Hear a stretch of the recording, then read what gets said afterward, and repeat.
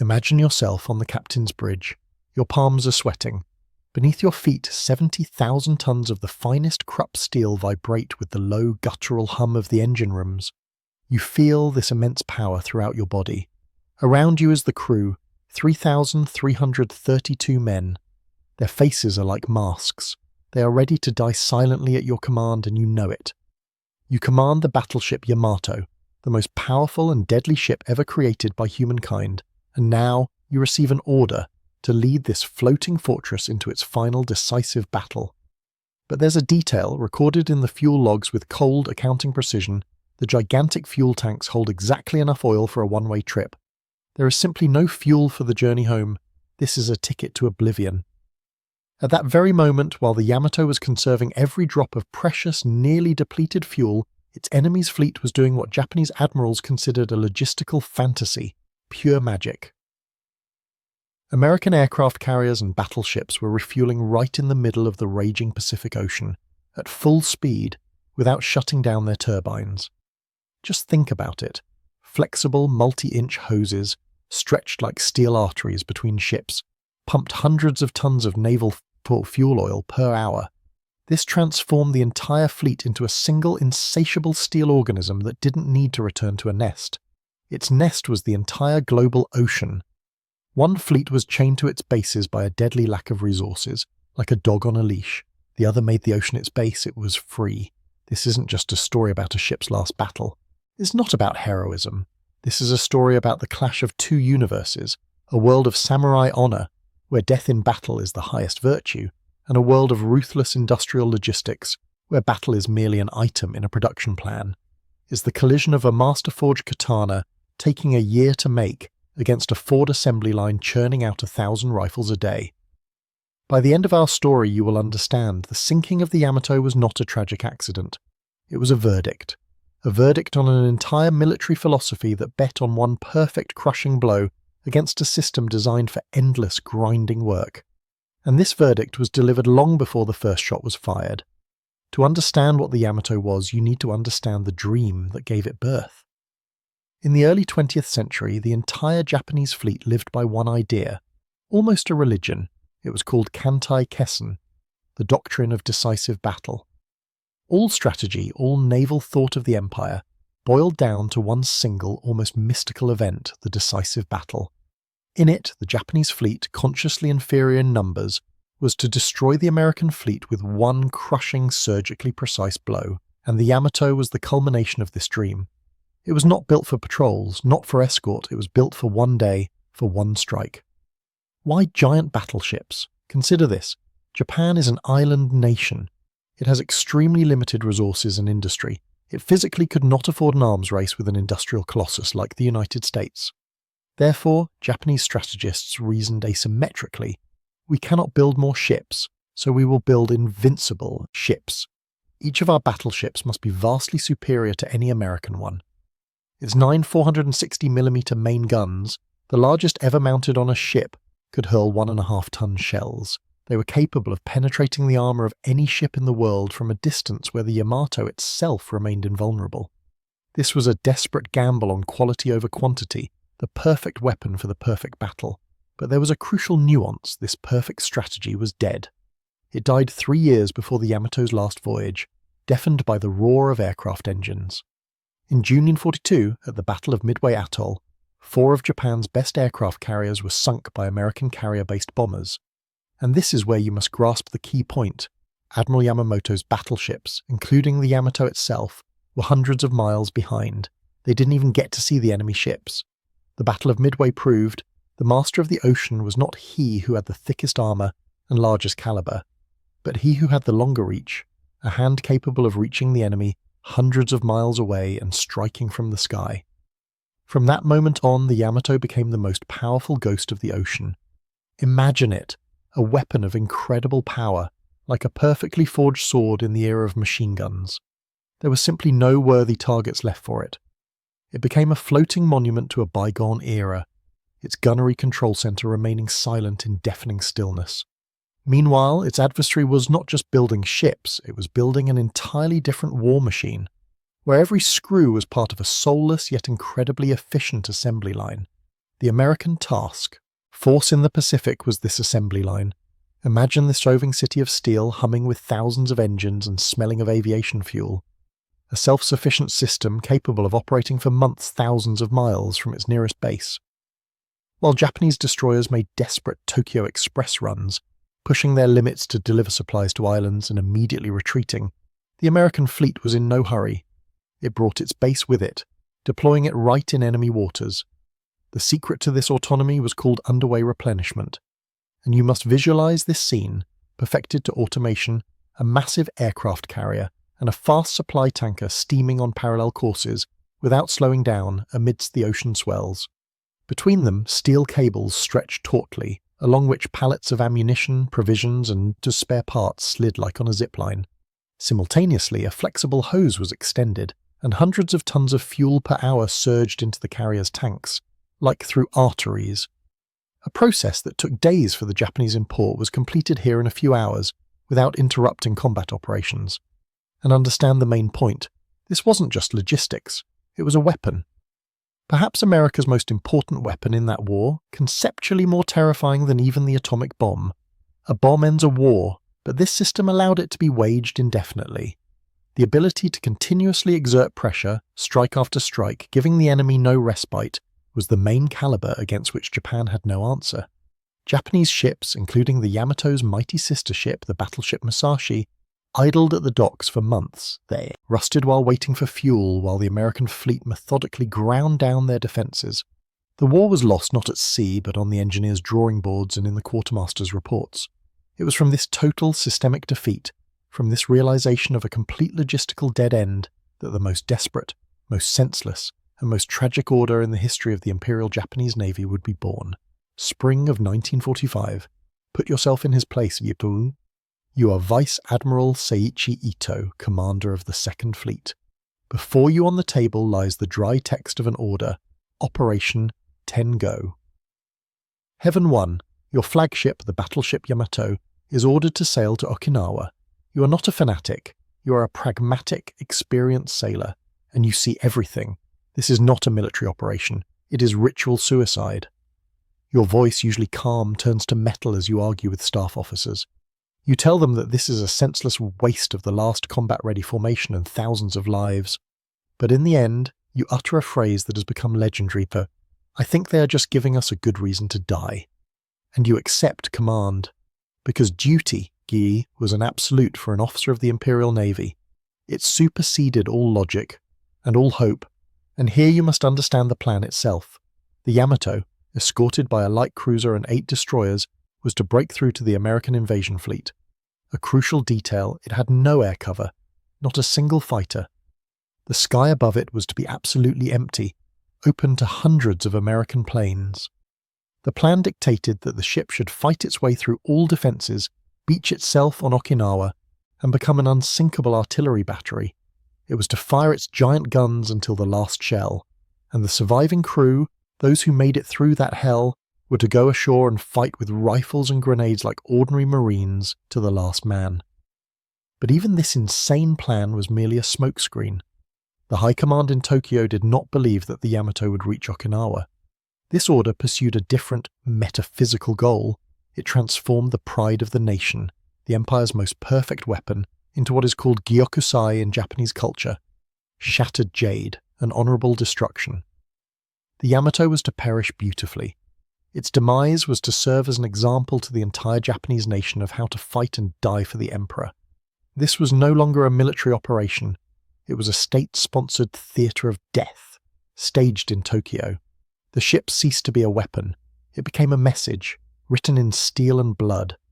And this cold, desperate message was addressed not to the enemy, but to its own people to strengthen their will to resist. But to understand how little chance this message had of being delivered, one needs to see the technological chasm gaping between sender and receiver. Now, peer into its combat information center. A Japanese operator with a dry mouth stares at the greenish screen of his Type 21 radar. He sees vague, flickering blips, echoes from enemy aircraft. He can roughly determine the direction and distance, but he doesn't know how many there are. 10? 50? He doesn't know their altitude, At the same time, his American counterpart on an escort destroyer calmly looks at the clear image on his SG radar. He sees not blips, but distinct marks. He sees the exact number of groups, their azimuth, speed, altitude, and composition. He sees the entire battle picture in real time, like a god looking at a tactical map from the heavens. This difference was fatal. The Yamato's anti-aircraft fire control system was advanced for its time, but it was designed for engagement with single targets or small groups. When waves of dozens of aircraft attacked the ship from different altitudes and directions, its analog computers simply got overwhelmed. They couldn't process the data fast enough. The roar of its hundreds of 25mm anti-aircraft guns and dozens of dual-purpose guns turned into a deafening yet chaotic and ineffective curtain of sound. The Yamato fought back desperately, but for the most part fired blindly. Now for the numbers. The commander of the US Fifth Fleet, Admiral Raymond Spruance, a cool-headed pragmatist, didn't even deploy his battleships for a duel. He committed air power to the battle. 11 aircraft carriers. From their decks, in 3 waves, 386 aircraft took off. I repeat, 386. This figure, according to US Navy combat reports, exceeded the total number of carrier-based aircraft remaining to the Japanese Empire on all fronts. This was not a battle. It was a methodical industrial beating. The Yamato went into its final attack as a blind and deaf giant. It was mighty. Its armour was impenetrable to shells, but it was absolutely defenceless against an enemy it could neither clearly see nor reach. It went straight into a perfectly prepared trap where its own honour was the bait, and the clang of its steel jaws was about to shut with a deafening finality. The morning of April 7th, 1945, a sharp wind whipped foam from the cold waves. Below, in the battleship's humming steel belly, 3,332 men breathed the mixed scent of machine oil and superheated metal. They didn't know that a few hours ago they had been spotted. High in the clouds, a solitary dot, an American scout plane had already transmitted their precise coordinates, and now, on the decks of 11 aircraft carriers, hundreds of radial engines were starting up. The air for hundreds of miles around vibrated with their growing low-frequency hum. For the Yamato's crew, all was deafeningly quiet. But this was a ringing silence. It was the calm before the storm that was already rushing towards them from beyond the horizon. They were the largest and loneliest target in the ocean, and the hunt had begun. Precisely at 12:30 p.m, the first wave descended upon the Japanese formation, and you must understand the Americans did not attack chaotically. Their plan, perfected to automation, was surgically precise, immediately disable the steering and force the giant to list. That's why the first wave of torpedo planes attacked almost exclusively from the port side. A torpedo, another, and another. Each impact felt like a tremor throughout the ship's entire skeleton. The steel skin tore with a deafening screech, and tons of icy water poured into the breaches. As the Yamato slowly began to heel to port, dive bombers entered the fray, their target the superstructure and deck, which now presented a convenient sloped target. This was not a fight. It was a methodical, cold-blooded dismemberment. 2 hours of unceasing hell. The ship burned, enveloped in acrid black smoke. The list reached a critical 80 degrees. At 2:20 p.m, the Yamato's hull began to capsize, emitting a monstrous, drawn-out groan of tearing metal. And then the unthinkable happened. Inside, in the forward main-caliber magazines, 460mm shells, each weighing as much as a car, broke loose from their racks. Under their colossal weight, magazine number 1 detonated. 460 tons of explosives transformed the world's most powerful battleship into an underwater volcano. A fire mushroom, piercing through the water, rose to a height of 6 kilometers. Its dazzling flash was seen on the Japanese islands, 200 kilometers from the battle site. This was one of the most powerful non-nuclear explosions in history, a deafening period to the ship's fate and to the fate of an entire era. In that column of fire, in that apocalyptic roar, not just steel was incinerated. The very doctrine of decisive battle was annihilated. The era of battleships ended. But when the smoke cleared, and the water closed over the wreckage, the main, most painful question remained. What happened to the people? What was the human cost of this fiery finale? Imagine yourself as one of them, an 18-year-old junior seaman at an anti-aircraft gun. Around you are torn screams, the roar of exploding bombs, and the piercing whistle of hot shrapnel. The deck gave way beneath your feet, vibrating, making it impossible to maintain balance. Icy, scalding water already flooded it. The ship, which seemed to you an unshakable steel fortress, was dying, shuddering in agony. You see officers with bloodied faces giving last commands. You see the wounded trying to help those even more severely injured. There is no panic. There is only grim determination. Inside, everything tightens with primitive terror, but you do not flee. You continue to fire until the deck is covered by a green, oily wall of water. The stark statistics of that day are more terrifying than any description. Of the 3,332 men who set out on this voyage, only 269 survived. The rest simply had no chance. The ship sank too quickly, creating a giant vortex that, like the maw of a leviathan, dragged hundreds of men underwater. The final explosion generated a powerful shockwave that instantly killed those still on the surface. The Americans, following orders, did not conduct rescue operations. Thousands of young lives were simply erased in 2 hours. This was not a battle, it was an industrial slaughter.